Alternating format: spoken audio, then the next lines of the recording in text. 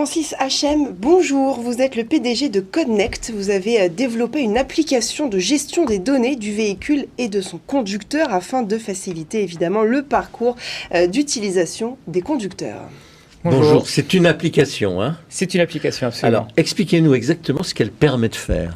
Alors, dans un premier temps, on va rassembler toutes les informations qui concernent le véhicule et son conducteur. Donc, c'est les éléments constitutifs du véhicule, donc numéro de série, etc. Oui, mais c'est aussi les factures d'entretien, c'est tout ce qui concerne le suivi technique, mais également légal, donc le rappel du contrôle technique, et ainsi de suite, et les informations relatives à l'utilisateur, donc son assurance, son permis, le tout, voilà. Pour avoir je vais le tout vous dans une embêter. La plupart des voitures aujourd'hui sont mises en service sous le régime de la location longue durée, 60 à 70%.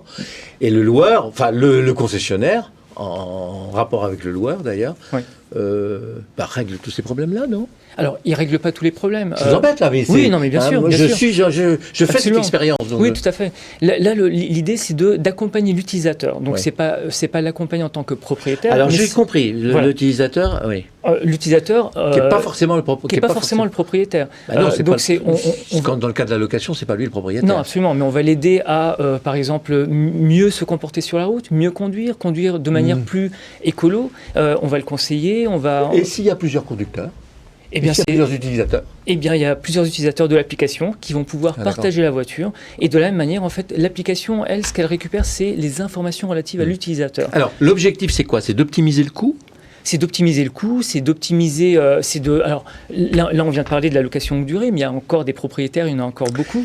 Ça permet aussi de surveiller le conducteur. Absolument pas. Alors, le propriétaire de la voiture, ça peut être une entreprise. Oui, ça peut être une entreprise. Et l'entreprise, elle a besoin de savoir ce que fait son chauffeur avec la voiture. Alors, le conducteur a la main là-dessus. Je ne veux pas dire que ce soit... Non, le conducteur a la main là-dessus, il va pouvoir activer ou pas, effectivement, le suivi de sa conduite, puisque on va pouvoir partager donc notre manière de conduire, éventuellement avec l'assurance si on le souhaite, pour pouvoir avoir des Parce qu'il a une responsabilité, le conducteur, dans l'optimisation financière de l'utilisation de la voiture. Absolument, oui. Oui, il a absolument une responsabilité, mais en même temps, il a besoin également d'éviter des surcoûts, d'éviter même des contraventions, d'éviter de se faire avoir. Comment vous êtes payé ? Comment vous vivez alors ?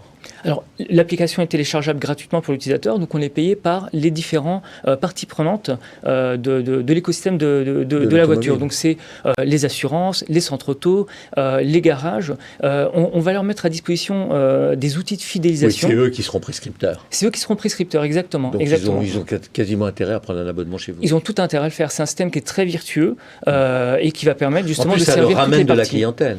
Alors, ça leur ramène de la clientèle. Ils peuvent être informés quand il faut changer les pneus. Absolument. Alors nous, on ne leur promet pas de nouveaux clients, on leur promet surtout de fidéliser leur clientèle existante. Au passage, évidemment, ça va ramener de la clientèle puisqu'il y a de la géolocalisation, vous tombez en panne. Voilà. Donc non, c'est malin.